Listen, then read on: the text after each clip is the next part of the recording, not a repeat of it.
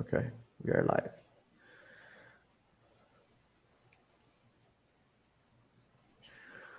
Welcome everybody to the security working group meeting.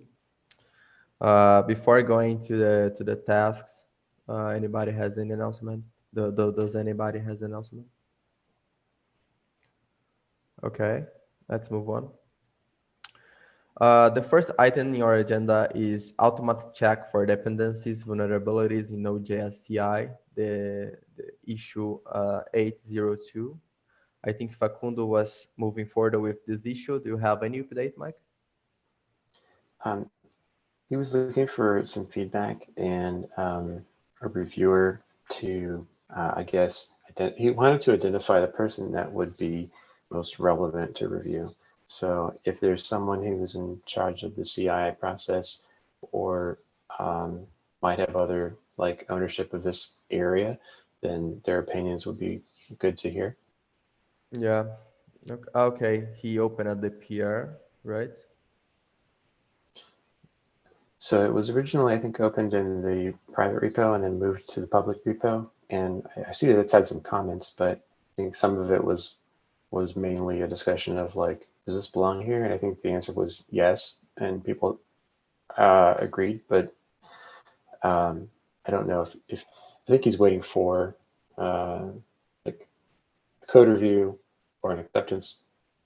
Okay. Yeah. So He have created the pull request, and Michael is reviewing it, I guess. Yeah, I think that's fine. So he said Michael was reviewing it. yeah, just pasted the pull request in the chat here. You can check. Yeah, is that Mike Dawson? Yes. Oh, And potentially the CI team will review it when it's done. Let me ping the Node.js CI as well. I think that we can. I will ping the security team as well. okay. I think Mike Dawson is on board, but um, yeah, I just don't. I don't know if anyone has like read it in a critical way for any suggestions like about the content. Yeah. Okay. Um, I will plan to review it as well. Okay, thanks. The next one, actually, I will skip the second one to the third, because the third one is just a quick update. The permission model, issue 791. I've been working on that. I had MVP blocking all the access to FS, input or output.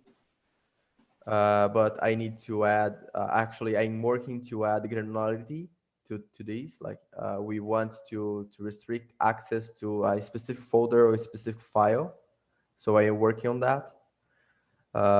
Unfortunately, due to the security release this week, I had no time to work on that, but hopefully next week I will have something.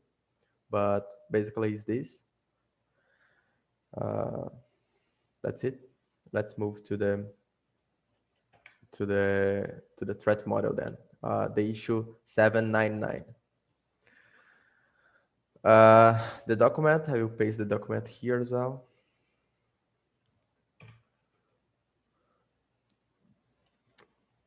Also, one thing important to mention, let me move it here, is that I have also added two sections to this document in the end to summarize the work. The agenda section aims to have all the questions for discussion in the next security working group. And the threat list contains all the threats that needs to be addressed in this document, but weren't addressed yet. So basically, if you go to the end of the document, we will see two sections: agenda and threat list. basically the agenda. If you have any suggestion, any question that to be discussed in this meeting, you can add there, so we will not miss and you will not pollute any GitHub issue. And the threat list is just things that we need to address in this document, but it was not were not addressed yet. Okay. The first item in this agenda is how can we fill the stride item. I think that we have in the document design, we have the item 3, that is threats, applicability, and categorized by stride. And we haven't filled this section. However, I was trying to create content for this, but I honestly I haven't found a good way to fill this item specifically. We are just jumping to the item 4 currently. Any idea? Is this stride, I guess, process something that was suggested to us? Yeah, actually, we have defined this table of contents in the previous meeting, and we discussed it. And the threat, the stride applicability was considered a good thing to have in this document, but we haven't added this section yet. We have only in the table of contents. My question, I just wondering how can we include this section to this document in a way that fits perfectly and is not like just a reference. Yeah, I'm looking at it now. Okay, so it's a mnemonic that helps understand the possible threats. It seems like you've already had one way of organizing your thoughts by environment, which I think means like your use case. Or does that really mean, are those two different things? I was thinking about use cases. If Node.js has different threats depending on its fundamental use case, and if it has more than one, that could be, sort of two different threat models in a way, where you get to throw out some threats and only focus on others. Yes, we have different, based in different environments, we have different threats, and also based in different use case. Yeah. Okay. Yeah, so stride refers to like 6 different kinds of threat. And as long as I think those are addressed, if there's examples of each one, I'm looking at repudiation, and I don't know if that's mainly a threat that Node.js worries about, but I don't know, it sounds like sort of a thing to think about. And then if it doesn't apply, then it doesn't apply. The top thing I think this document is supposed to do is anticipate what confusion vulnerability reporters might have about what's in scope, right? That was one of the primary reasons for the document. If that's the case, maybe reviewing previous discussions, like historical discussions on HackerOne, for instance, where the threat model has been mentioned or referenced, and making sure that each of those is addressed here, kind of like a FAQ of threat modeling. Yeah, it makes sense. Actually, we are doing it right now. If you look to the second item in the table of content, is basically what does Node.js trust or not trust. It's basically a collection of things that we have seen in the HackerOne, and basically, for instance, Node.js trust in the code being run. So regardless of the module that you are using, it will not provide any security mechanism that allows you to run untrusted code, basically. So we have received a HackerOne report regarding that. Like the VM module is not secured, but it was not designed to be secure, as far as I know. So But it's so the idea it's is that another way of phrasing it might be security assurances and guarantees, and things that are explicitly not assured or guaranteed by Node. yeah, totally. So you mean In a list format or in headings maybe. It's just a uh,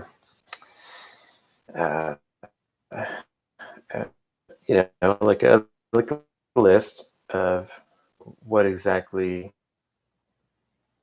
Node does, and it's things that it knows that it is not responsible for. So kind of like where its responsibility scope is. yeah, that makes sense. Yeah, totally. You mean like instead of what those Node.js threads are not, but instead we just have a list of things that Node.js assume that is safe, like Node.js does not validate. Well, yeah, things that it assumes are safe are the things that it's not taking any responsibility for assuring. Um, so these are just different, I guess, names for the same concept. Um, and these are just, I guess, potential topic headings. It may start as a list and then become a structure for the document. Um, you have, trust the file system, trusts, and I guess everybody who can invoke Node, right? These are Yep. things that, so it's phrased another way. It's saying that, you know, um, Node doesn't do any kind of user-based access control. I don't know. Yeah, Each of them but is a starting point. So yeah, yeah. I think that we are in the so basically what we are saying is what we are doing right now, but in a different concept, I guess. Uh, just to summarize, the trust of the file system is because of the Node.js module resolution. It works uh, similar to the Windows one. It can load uh, shared paths. So, okay. I have a few questions. Okay, so regarding the first question to the agenda is like, how can we fill this Friday item? I think that we are already doing that, but it's not like properly documented in this document, right? what isn't? The stride item, like in the table Oh of the yeah, contents. stride. Yeah. Yeah, I think that we are doing that, but like just only we are not exposing it explicitly, right? Yeah, I think it's something that would be good to review the document with the stride in mind to make sure that the things that stride represents are considered. But I don't know that it's going to appear explicitly, like, that we need to say anything about repudiation if it just isn't relevant to Node, Yeah. for Okay. example. Removing it from the agenda. The next one is there's one question from Bradley that is are potential mitigations and mitigation different? There is one thing that we have added. We have the threat mitigations and we have explore potential mitigation as a section. The idea that we have created the explore potential mitigation is that things is not stable yet. It is not considered stable, but it can uh, it can be a mitigation. But we can. I think the concern of Michael was basically if we say that this is a threat mitigation, it must be able. It should solve all the threats that it address. But for instance, the policy and frozen intrinsics, I don't think that this is. Let me see one thing here. Are these mitigations inside Node, or are they recommendations for how to deploy Node? is mitigations inside Node, basically. We Ah, have the okay. policy system. We have also a few flags in Node.js to restrict access. Like if you can you can deny access to rewrite to rewrite the prototype. So it basically is a threat in Node.js, but we have ways to solve it, but it's not a real mitigation because it would break other modules. So yeah, it is just a potential, but I think that we need to discuss it with more people in the call. Basically, Bradley is one of the guys in charge of the policy. So I think that he have more context on that than me.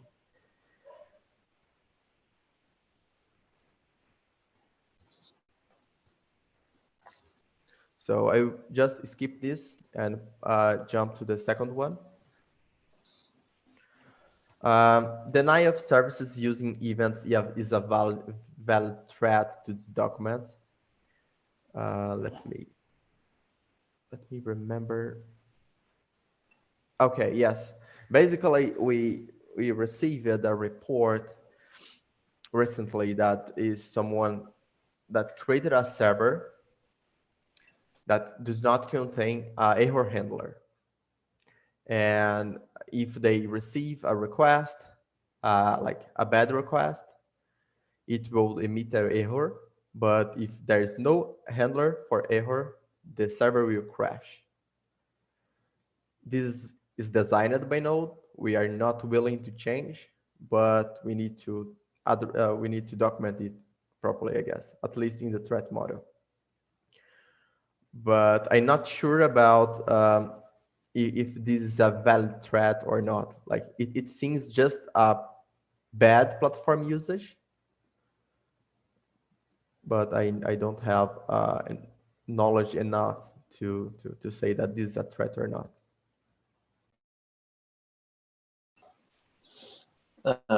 Who generates the events, I guess, is the question. They use, if the user sent a request, the user can crash the application. But the fault here is not the user. It's basically the way that the developer wrote the server.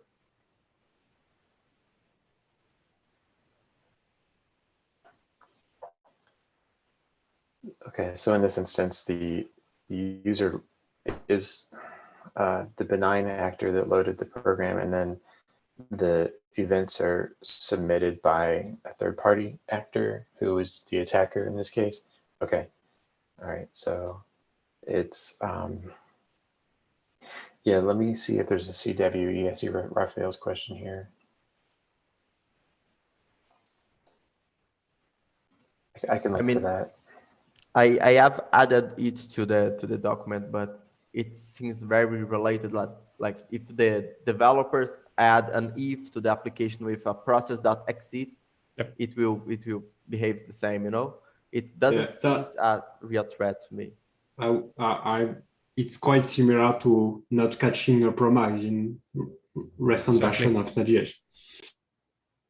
Yeah, I was about to say something similar. Yeah, if we don't, I think it's a problem on the way the consumer of Node developed the application, right? In a way that that person didn't prevent, or didn't properly manage the errors, So if the application is prone to errors, can happen, can crash. That's expected, I think in the same way, for example, if you use, I don't know, PM2 or another tool, and you can have several instances together and one just dies because you don't catch the errors, and then you generate a new one, So it's like the way on how you implement your solution, if you don't take in account, how you manage the errors, I think it's more user-based than a Node itself vulnerability, right? Because Node already provides you a way to, handle that error. I think the problem here will be if the way that you handle the errors with the socket in terms of I subscribe to the error it's not working fine, or the callback didn't trigger properly or something, that can be a vulnerability caused by Node itself. But if it's something like the lack of understanding of the error management is based on the user, I think it's more a user-based problem rather than Node.js vulnerability. That's my view. But yeah, totally. I just wondering if we should have it in this document or not. Like, I know that this is not a vulnerability, but it can be exploited. It's hard to say exploited, but I mean, yeah, I think that we can at least just mention that it is not considered a vulnerability. It's fault by the developer. But I'm not sure if this statement fits in this document at least. Yeah, I will say Sorry, Mike, go ahead. I was just going to say, I think it's in scope. I think it's a threat. It's not a vulnerability per se. Okay. So I think that we can be more generic in this way. Like, there's several ways to crash Node.js application, honestly. Yeah. So I think that denial of service using events is just one of a bunch of them. Exactly. I will keep it as a denial of service using events, but if someone has any idea, like any other way to crash the Node.js in a HTTP server, for instance, you can add it here. But I think it can be generic, yes. Yeah, and I think we can maybe if we are going to create a second document with maybe more explanation, so we can maybe document it in a second one with maybe more case and more example of how to avoid this, I guess. Yeah. The tutorial one, yeah. Yeah, the tutorial one will include this, I think, and maybe we can potentially also explain some of the attacks a little bit, like prototype pollution, this kind of thing. So people who are not 100% on, understanding the first document, they might, we might refer to the second document for, more developer-friendly, rather cybersecurity, approach. So more people also can use it to learn the tutorial one.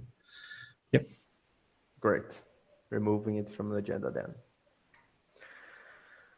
Next one is, can security introduction be recycled in this document? There's one document in the guide. Actually, it was. Let me find the right link.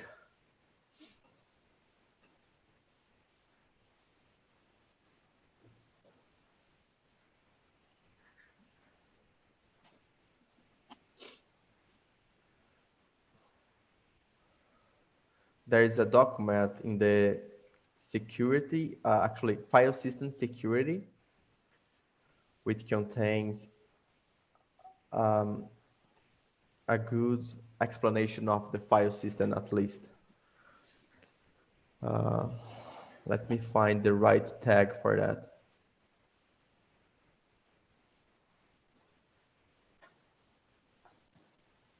I think this one.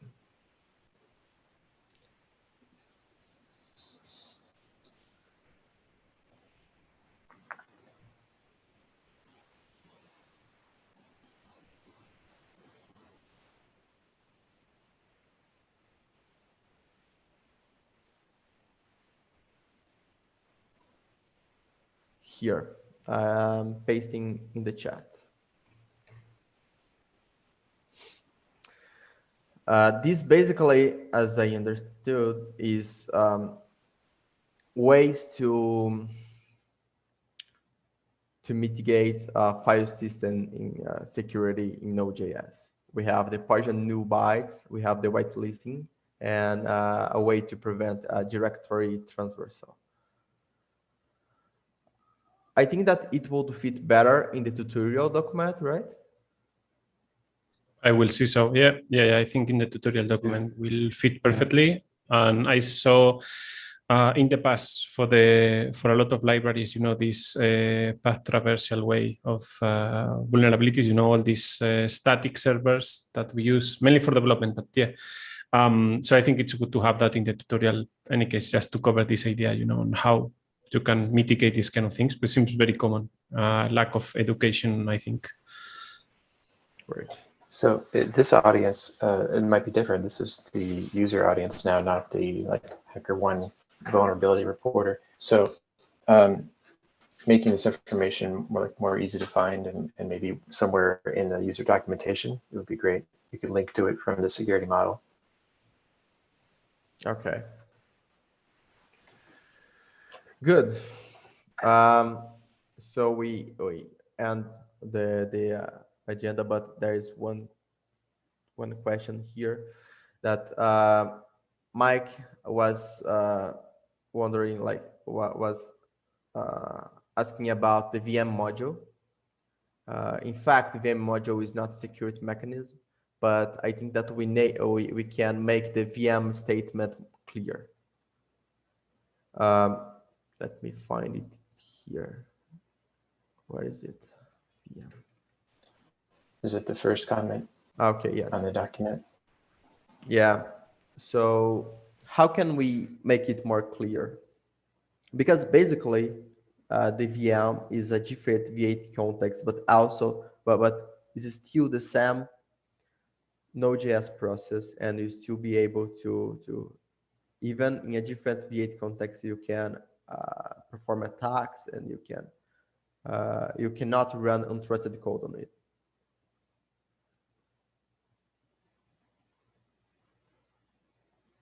I think that we can change the VM the statement. VM module aims to run the code in different V8 context. Therefore, it's not a security mechanism, but we can add a bit more things here explaining why it's not a security mechanism. I think it belongs to the V8, honestly. Let me see here.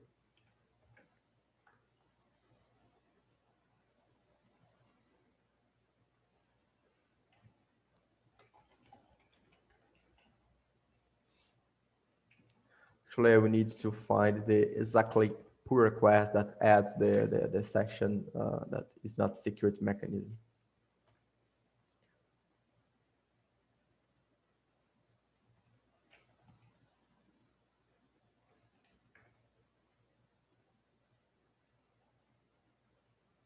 No.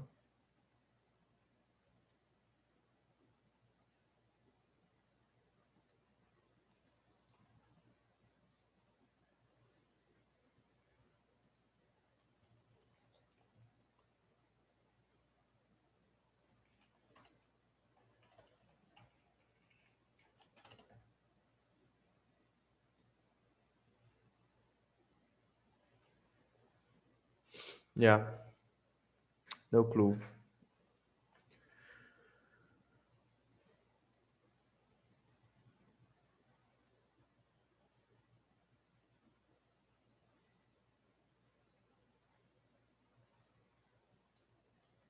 Yeah, I can find it later. No problem. I find that one issue, but maybe not the one that you're looking for. So I passed it in the chat. Just might be potentially at least a reference to the reference that we are looking for, maybe. Okay.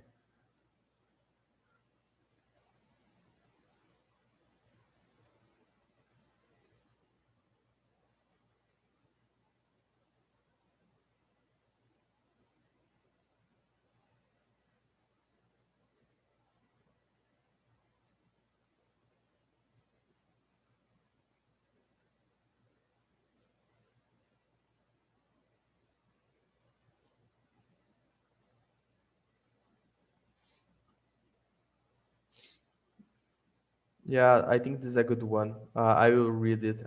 I mean, this is a long thread, very Yeah. long, by the way. Seems I long, will, yeah. yeah, I will read it and try to improve the VM module. So, okay, go ahead. No, I was about to say, like, maybe we can, in order to make phrase a little bit, so in a state of focusing in the negative thing, like it's not a security mechanism, which I think it's the friction part. Maybe we can say, like, it's designed to do something linked these kind of things. So, it's like, let's try to reconduce the, discussion of not is because it's not secure, it's because it's for other things. So It was people not try to designed for it, misunderstand. yes. Yeah, I think maybe that can be one little change in how we express it, and we reduce the pressure of, security terms associated to VM, maybe, as a suggestion, as non-English native speaker. So maybe there are better ways. Yeah, great. The next comment is from Mike as well, about the dynamic, the scale permissions in runtime. I have answered you. Did it was clear for you, Mike, or do you have any question? The statement. Okay. Well, I guess I don't know what scaling permissions means. Yeah, basically you have the policy can restrict access to modules, but not in runtime before in the bootstrap of the Node.js application. However, Node.js does not, until now, does not provide any way to restrict access to, for instance, I running my code, I running my HTTP server, and whenever I receive a request to the FS route, I can deny access. I want to deny access to the FS module. We don't have a way to do it currently. So the idea of this statement is basically we don't provide any secure mechanism to scale permissions in runtime. You cannot grant permissions in runtime, and you cannot deny permissions in runtime. Okay, that explains it. The term scaling permissions wasn't familiar to me. If it helps, maybe the explanation you just gave could be appended in some way. Okay, I will rephrase it.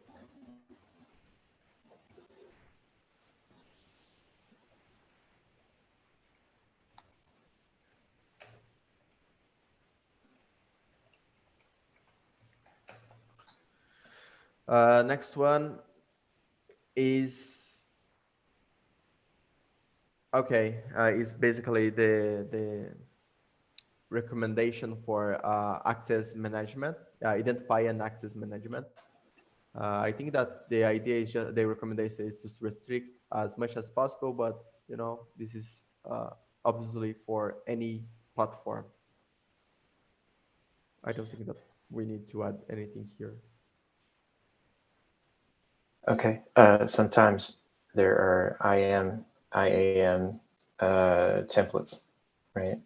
Like pre-configured role templates. And I don't know. It's not really a threat model question, but for the user's benefit, maybe we could refer to a appropriate template of permissions. I think that it would fit in the second document, the tutorial document, but also it really depends of the application. If you are running a HTTP server, a CLI, or any other kind of application. So it really depends actually.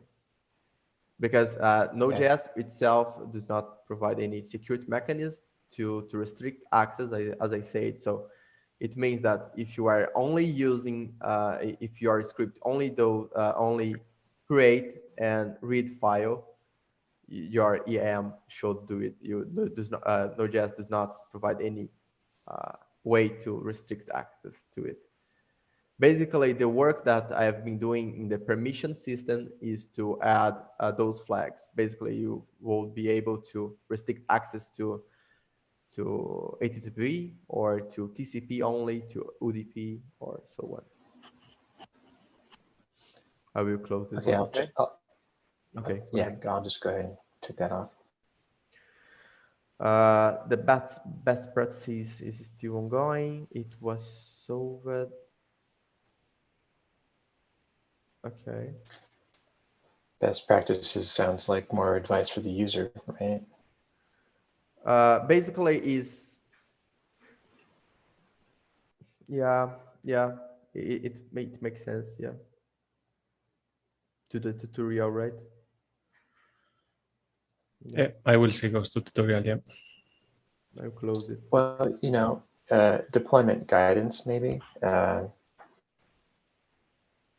best practices. Those are all good names for it. If you call it a tutorial, people that think they know what they're doing may not reference it. Yeah. Hmm. Would be great. Let me. I'll keep it open just to make sure that next week we will close it. It was closed. Potential mitigation we will be discussing the next meeting. And just to finalize, to finish this meeting, do we have any other questions for the next meeting to be discussed? Like if you have any idea, like we need to improve this document this way, or what this statement means, or oh, good so far. At least for my side, I think it's good how we are going for now. My question is, do we think we are raising a level of maturity in the document that will allow us to start splitting energy a little bit on discussing deeper on the tutorial, so we can start to move things to the tutorial and start to make some shape and see the way how we can collaborate and have some ideas around that? Because for now we stopped that discussion, but waiting for the document to be more or less ready. So I don't know, how do you feel about it? Or for now it's okay, and I keep some side notes for the tutorial part, so later on we can start to include that? Or I don't know, how do you feel about it? Super open question. Yeah, honestly, I think that it's better to finish this document to then jump to the next one, because once we finish it, likely we will have more context to build the next one. Because the next one will be very big. Yeah. I see the problem of the scope going bigger. So yeah, with this document, I see the scope going slower, although the first proof of concept that I made in the past. So now I see like a lot of sections that we can remove. So I'm happy to wait until this document is finished or barely close to finish, and then we can start to jump to see what's the scope for the tutorials and then organize discussions and all of that. So because I think that when we finish this document, we basically will have a list of mitigations. Yeah. But also we will need to have a list of reference to, like, don't do it because, for instance, the statement, don't run untrusted code. But if you want to run something that is not safe, do it. Mm-hmm. And then a point to the tutorial. Yeah. Okay. I think that we finished it. If you have any question that needs to be discussed in the next meeting, please add to this this document in the agenda. And that's it. Okay. Thank you, everybody. Fantastic. Okay. Thank you. Thank you, everybody, Thanks. for the time. Bye. See you next meeting. Bye. Bye.